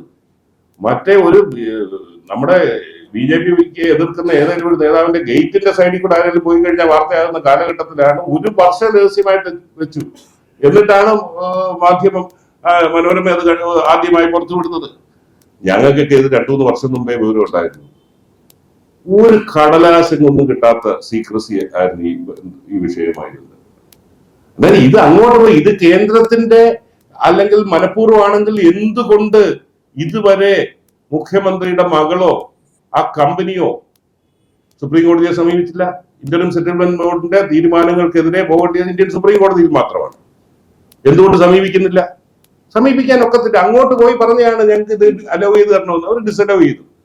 ഇപ്പൊ ROC എന്ന് പറഞ്ഞാൽ രജിസ്ട്രാർ ഓഫ് കമ്പനീസ് പറഞ്ഞാൽ ഒരു കമ്പനി ചട്ടക്കൂട്ട് അനുസരിച്ച് പ്രവർത്തിക്കുന്നുണ്ടോ എന്ന് പരിശോധിക്കാനുള്ള സംവിധാനം. അത് പൊളിറ്റിക്കൽ അപ്പോയിന്റ്മെന്റ് അല്ല. അവര് അക്കമിട്ട് പറഞ്ഞിരിക്കുകയല്ലേ ഇന്നൊക്കെയാണ് അതിന്റെ പോരായ്മകൾ. അതിനൊന്നും കേന്ദ്രത്തിന്റെ ഇടപെടലായിട്ട് പറഞ്ഞിട്ടോ ഒന്നും കാര്യമില്ല. പിന്നെ ഇവർക്കൊരു ഗുണമുണ്ട്. ഇപ്പൊ ഒരു വാർത്ത വന്ന മനോരമയിലാണെങ്കിൽ പറയൂ, മനോരമ പണ്ടേ നുണ പ്രചരിപ്പിക്കുന്നതാണ്, അത് വിശ്വസിക്കാൻ കുറയുന്നു. നമ്മുടെ ഒരു യുക്തിയും ബുദ്ധിയും എല്ലാം ആരോപിച്ചുകൊണ്ട് ഇതാണ് ശരി. ഇപ്പൊ മാധ്യമങ്ങളെ മൊത്തത്തിലാ പറയുന്നത്. മാധ്യമങ്ങളെല്ലാം സിൻഡിക്കേറ്റ് ആയിട്ട് ഇടതുപക്ഷ ഗവൺമെന്റിനെ മോശപ്പെടുത്താൻ വേണ്ടി പ്രചരിപ്പിക്കുകയാണ്. ഇത് പറഞ്ഞ പാട് കേട്ട പാട് അതങ്ങ് വിശ്വസിച്ചുകൊണ്ട് കുറെ എണ്ണം ഇതിനെ ഡിഫെൻഡ് ചെയ്യുന്നു. ഇത് ഇടതുപക്ഷ രീതിയല്ല എന്ന് മാത്രമേ എനിക്ക് പറയാനുള്ളൂ.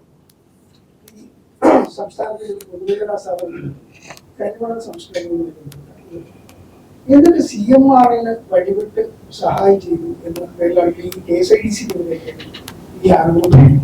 ശരിക്കും സർക്കാർ മുന്നിലേക്ക് ഇതിനെപ്പറ്റി യാതൊരു മറുപടി മുഖ്യമന്ത്രിയോ രാജ്യമോ പറയുന്നു. അല്ലല്ല, അതിന്റെ അസ്വാഭാവികത എന്ന് പറഞ്ഞാൽ വളരെ ക്ലിയർ ആണ്. കോൺഫ്ലിക്ട് ഓഫ് ഇൻട്രസ്റ്റ് വരാൻ പാടില്ല, റിലേറ്റഡ് പാർട്ടീസുമായിട്ട് ബിസിനസ് ചെയ്യാൻ പാടില്ല. KSIDC ഗവൺമെന്റിന്റെ കീഴിലുള്ള സ്ഥാപനമാകുമ്പോൾ മുഖ്യമന്ത്രിയുടെ ബന്ധുക്കളുമായിട്ട് ബിസിനസ് ചെയ്താൽ അത് റിലേറ്റഡ് പാർട്ടീസ് ആണ്, കോൺഫ്ലിക്ട് ഓഫ് ഇൻട്രസ്റ്റ് ആണെന്നുള്ളതാണ്. മറ്റ് വിഷയങ്ങൾ ആ വ്യവസായത്തെ കുറിച്ചൊക്കെ നിങ്ങൾക്ക് അറിയില്ലാത്തതുകൊണ്ട് KMML ചെയ്യുന്നത് ഇതിന്റെ വേറെ ഒരു പ്രോഡക്റ്റ് ആണ്. IRE ചെയ്യുന്നത് ബേസിക് മിനറൽ സെപ്പറേഷൻ ആണ്. മിനറൽ സെപ്പറേറ്റ് ചെയ്തിട്ട് KMML അതിന്റെ ഒരു ഇനീഷ്യൽ പ്രോസസ്സ് കഴിഞ്ഞിട്ട് പിന്നെ ടൈറ്റാനിയം പിഗ്മെന്റിലേക്ക് പോകുന്നു. ഈ ഇനീഷ്യൽ പ്രോസസ്സ് ആദ്യം കേരളത്തിൽ തുടങ്ങിയ CMR-ലായാലും തർക്കമൊന്നുമില്ല. പക്ഷെ അവരതിൽ നിന്ന് അമിത മായിട്ടുള്ള അവർക്ക് ആഗ്രഹം കൂടിയിട്ട്, അത്യാർത്ഥി കൂടിയിട്ട് അവർക്കിതെല്ലാം വേണമെന്നും പറഞ്ഞുകൊണ്ട് കരിമണൽ ഖനനം തന്നെ വേണമെന്നടക്കമുള്ള മേഖലയിലേക്ക് വന്നപ്പോഴാണല്ലോ ഇത്തരക്കാരുടെ സ്വാധീനം ആവശ്യമായി വന്നത്. അതിന്റെ ഭാഗമായിട്ടാണ് ഈ കാര്യങ്ങൾ നടക്കുന്നത്. KSIDCയുമായി ബന്ധപ്പെട്ട് വ്യക്തമായി നഗ്നമായിട്ടുള്ള കോൺഫ്ലിക്റ്റ് ഓഫ് ഇൻട്രസ്റ്റ് തന്നെയാണ്. അതൊന്നും എങ്ങും ഡിഫെൻഡ് ചെയ്യാൻ ഒക്കാത്ത കാര്യങ്ങൾ തന്നെയാണ് അവിടെ നടന്നിട്ടുള്ളത്. UDF കക്ഷികൾ കൂടുതൽ സീറ്റുകൾ ആവശ്യപ്പെട്ടിട്ടുണ്ട്.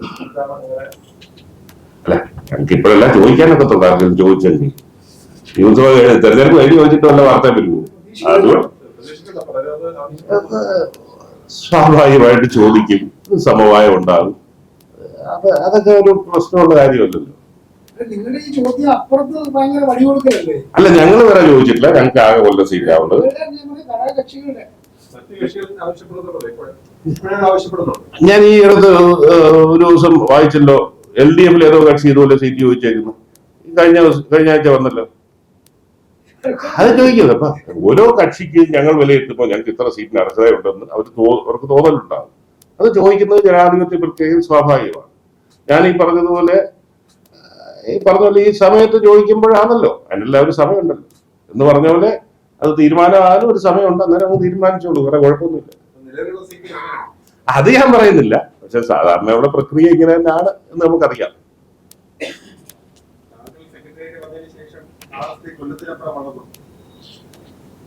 RSPയുടെ വലിപ്പം പണ്ട് ഈ പറഞ്ഞതുപോലെ വളരെ പരിമിതപ്പെട്ട തൊഴിലാളി പ്രവർത്തകരെ മാത്രം സംഘടിപ്പിച്ച് വളർന്ന ഒരു രാഷ്ട്രീയ പാർട്ടിയാണ്. വർഗ ബഹുജന സംഘടനകൾ ഒന്നും RSPയുടെ പ്രതാപകാലത്ത് അങ്ങനെ കേന്ദ്രീകരിച്ചിട്ടില്ല. പിന്നെ RSPക്ക് ശക്തി ഉണ്ടായിരുന്ന കാലഘട്ടവും ഇപ്പൊ നിങ്ങൾ സംഭവിക്കുന്ന കാലഘട്ടത്തിൽ RSP ഒന്നുമില്ല എന്ന് പറഞ്ഞുകൊണ്ടിരുന്നതാണ്. ഞങ്ങൾക്കൊരു കമ്മിറ്റഡ് ആയിട്ടുള്ള ഒരു ബേസ് ഉണ്ട്. അത് പല കാരണങ്ങൾ കൊണ്ട് അത് ശുഷ്കിച്ചു എന്നുള്ളതെല്ലാം ഞാൻ സമ്മതിക്കുന്നു. പക്ഷെ ഉള്ള ബേസ് കേഡർ സ്വഭാവത്തിൽ തന്നെ ഇപ്പൊ കൊണ്ടുപോകുന്നുണ്ട്.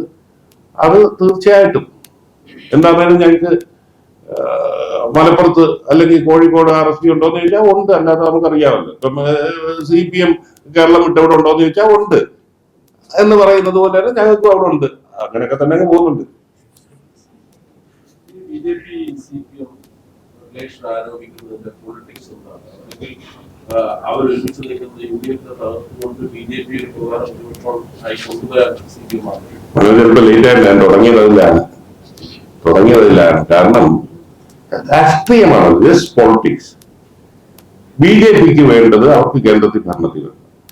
അതിന് ഇന്ത്യൻ നാഷണൽ കോൺഗ്രസിന്റെ സീറ്റ് കുറയണം. ഇന്ത്യൻ നാഷണൽ കോൺഗ്രസ് ദുർബലമാണ്.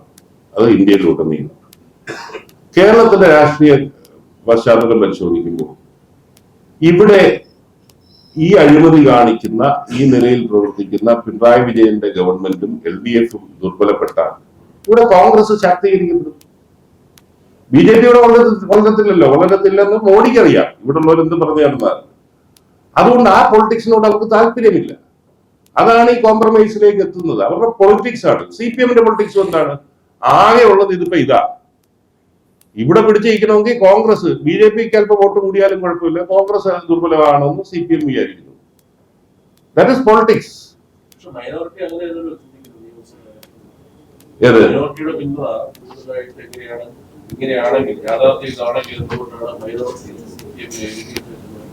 അല്ല, ഞാൻ പറയട്ടെ, കേരളത്തിലെ പൊളിറ്റിക്സ് വരുമ്പോൾ BJP വരത്തില്ല എന്നുള്ള വ്യക്തത വെച്ചിട്ട് ചിലപ്പോൾ അങ്ങോട്ടും ഇങ്ങോട്ടും മാറിയിട്ടുണ്ടായിരിക്കാം. കഴിഞ്ഞ നിയമസഭാ തെരഞ്ഞെടുപ്പിന്റെ പശ്ചാത്തലം നിങ്ങൾ മനസ്സിലാക്കുകയാണ്. കോവിഡ് എന്ന മഹാമാരി വന്ന് നമ്മൾ ആരെങ്കിലും ജീവിതത്തിൽ ഇങ്ങനെ വീട്ടിൽ തന്നെ ഇരിക്കേണ്ടി വരുന്നില്ല. എന്റെ ജീവിതത്തിൽ ഞാൻ സ്കൂളിൽ പോയി തുടങ്ങിയതിന് ശേഷം 15 ദിവസം വീട്ടിൽ നിന്ന് പുറത്തിറങ്ങാതിരുന്ന ആ സമയമാണ്. അങ്ങനെ 15 ദിവസം അല്ലെങ്കിൽ അത് കഴിഞ്ഞ് മാസങ്ങളോളം, പിന്നെ ഞാനങ്ങ് യാത്ര തുടങ്ങിയത് വേറെ കാര്യം, മാസങ്ങളോളം വീട്ടിൽ ഇരിക്കേണ്ടി വരുന്നത് നാളെ ജീവൻ ഉണ്ടോ ഇല്ലയോ എന്ന് ഭയന്നിരിക്കുന്ന ഒരു പശ്ചാത്തലത്തിൽ ഒരു നേതാവ് വൈകിട്ട് വന്ന് ഒരു സംരക്ഷകന്റെ റോളിൽ വരികയാണ്.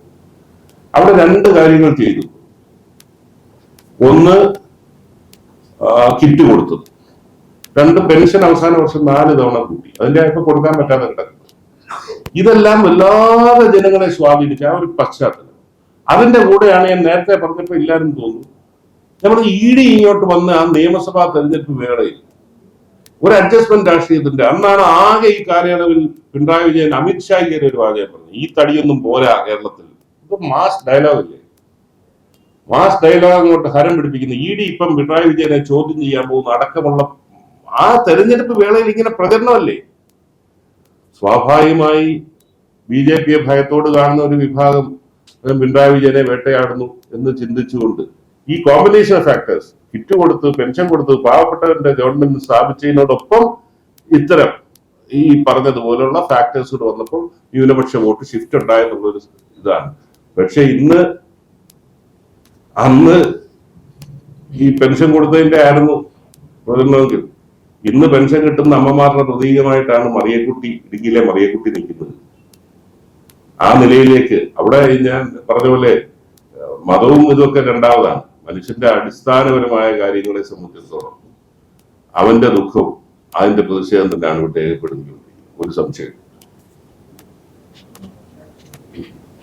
രാഷ്ട്രീയത്തിന് പുറത്ത് എന്ത് ചോദിക്കാം. പിന്നെ നിങ്ങളുടെ സിനിമ വലിയാണ് അടുത്ത ആഴ്ച ഭയങ്കരമായ പ്രചാരണം. അതിന്റെ ബുക്കിന് പറയുന്നത് കൂടുതൽ മനസ്സിലാക്കും. വീണ്ടും വലിയ പണക്കാരനാകാനുള്ള പ്രതീക്ഷയുണ്ടോ? അതോ എന്താണ് സിനിമ? കഞ്ഞി കുടിച്ച് കിടക്കണമെന്ന് മാത്രമേ ഇപ്പൊ എന്നെ നയിക്കുന്നിരിക്കാറുള്ളൂ. ഒന്ന് ഇറങ്ങട്ടെ എന്നല്ലേ ആകട്ടെ. പിന്നെ എനിക്ക് അതിനുള്ള ഒരു ബുദ്ധിമുട്ട്, ഈ പടം തുടങ്ങിയിട്ട് 1 വർഷവും 2 ദിവസമായിരുന്നു. ഇന്നലെ മിനിയാന്നുമാണ് ഞാൻ ആദ്യമായിട്ട് ആ ഒരു കോസ്റ്റ്യൂമിൽ രാവിലെ മുതൽ വൈകിട്ട് വരെ എന്റെ പ്രൊമോഷനും കാര്യമായിട്ട് ആ ഒരു കോസ്റ്റ്യൂമിൽ. ഇന്നും കോസ്റ്റ്യൂം മാറി പഴയ രാഷ്ട്രീയക്കാരന്റെ കോസ്റ്റ്യൂമിൽ വന്നേക്കുവാണ്. അതുകൊണ്ട് അതിലേക്ക് അല്ല, അതുമായിട്ട് ബന്ധപ്പെട്ട് എനിക്ക് ആകെ റോൾ ഇന്നലെ മിനിക്കാന്നുമായിരുന്നു. അത് നിർവഹിച്ചു. ബാക്കിയെല്ലാം ചെയ്യാൻ ആളുണ്ടായിരുന്നു. പടം നന്നാകട്ടെ എന്ന് ആഗ്രഹിക്കുന്നു. അല്ലാതെ ഞാൻ പറയട്ടെ, കേരളത്തിൽ ആരെങ്കിലും സിനിമ എടുക്കുന്നത് മോശമാകാൻ വേണ്ടി എടുത്തിട്ടുണ്ടോ? നന്നാണോ എന്ന് ആഗ്രഹിച്ചിട്ടല്ലേ? വേറൊരു തരം പ്രതീക്ഷ. മോഹൻലാൽ ഇങ്ങനെ ആകപ്പാട് തകർന്നു നിൽക്കുന്ന സമയത്ത് ലിജോ ജോസിന്റെ ഒരു സിനിമയിൽ മോഹൻലാൽ വലിയ ഹീറോയായി അവതരിപ്പിക്കപ്പെടുന്നുള്ള ഒരു വലിയ ഫാന്റൈസിലാണ്. അതാണ് എനിക്ക്. അതിൽ തന്നെ പ്രതീക്ഷയുണ്ട്, ഭയവും അതിലുണ്ട്. കാരണം ഞങ്ങൾ ഈ പടത്തിന്റെ സംബന്ധിച്ചിടത്തോളം ഏറ്റവും കുറച്ച് മെറ്റീരിയൽസ് പുറത്തു വിട്ടിട്ടുള്ള ഒരു പടം മലൈക്കോട്ടെ വാലിബൻ. ലാലിന്റെ ആരാധകർക്കും സിനിമാ പ്രേക്ഷകർക്കും ഒക്കെ ആക്ഷേപം, മെറ്റീരിയൽസ് ഒന്നും കൊടുക്കുന്നില്ല, ഒരു വിവരവും പുറത്തു വരുന്നില്ല എന്നുള്ളതാണ്. അങ്ങനെ ഒന്നും കൊടുക്കാതിരുന്നിട്ട് ഒരു ഹൈപ്പ് കൂടി മോഹൻലാലും ലിജോ ജോസ് പല്ലിശ്ശേരി ഒത്തിയെഴുതുന്നു. ആ ഹൈപ്പ് ആണ് എന്നെ ഭയപ്പെടുത്തുന്നത്. കാരണം ആൾക്കാർ ഏത് എക്സ്പെക്ടേഷനിലാണ് വരുന്നതെന്ന് അറിയില്ല. പക്ഷെ എക്സ്പെക്ടേഷന് കോട്ടം വരാതെ തന്നെ പോകാനുള്ള സാധനം മാജിക്ക് ലിജോഡയിലുണ്ട് എന്നുള്ളത് ആണ് എന്നെ തൃപ്തിപ്പെടുന്നത്. ഞാൻ അവിടെയും പറഞ്ഞ ഒരു കാര്യമുള്ളൂ, മുൻവിധിയോടുകൂടി ഇത് ബാഹുബലിയാണ്, KGF ആണ്, അങ്ങനൊന്നും ആരും ദയവ് ചെയ്ത് വരരുത്. ഇത് നല്ല സിനിമ കാണാനുള്ള മാനസികാവസ്ഥയിൽ തിയേറ്ററിൽ വന്ന് കാണേണ്ട ഒരു സിനിമയാണ് എന്ന് മാത്രമേ എനിക്ക് പറയാം.